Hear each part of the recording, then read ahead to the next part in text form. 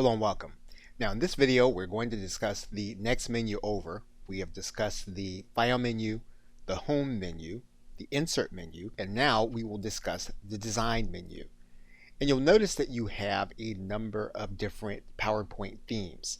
And if you expand that area, you're going to see even more. And these are ways that you can change the basic core look of your presentation. So for example, if we were to select a specific theme,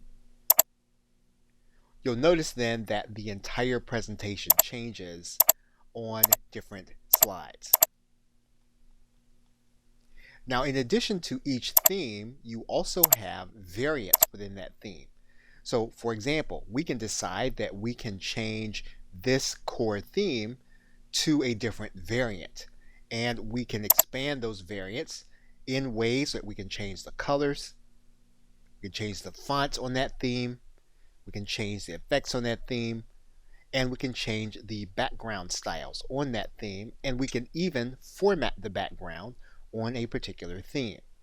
So for example, we can change this theme variant to blue or to something closer to lilac or purple. And you can do this within each theme that you change. So again, if we change the theme, we can then look at the variant to that theme and a particular color scheme on that theme. You can make all of those changes without changing your core look. If you want to go back to the look that you originally had, all you need to do is to go back and click on the particular theme that you had. You can also change the slide size, and typically if you are recording videos or you're working in a standard video format, you would be using the widescreen format. If you need to customize the size, you can do that by clicking Customize Slide Size. But typically you'll be working with a widescreen background, and this is going to be the default setting. And if it isn't, if for some reason you have a 4:3 slide size, you'll want to change it to the widescreen side. And then when you are recording PowerPoint presentations and videos, you will fit the screens of most people that'll be watching. Now you can also format the background of your slide. You can do that from this area of your panel.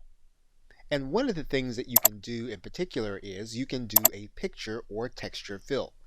So for example, if you were to click the picture or texture fill, what you can do is you can grab any file or picture and you can place it in the background of that file. And once that picture becomes your background, what you can do is you can increase the transparency.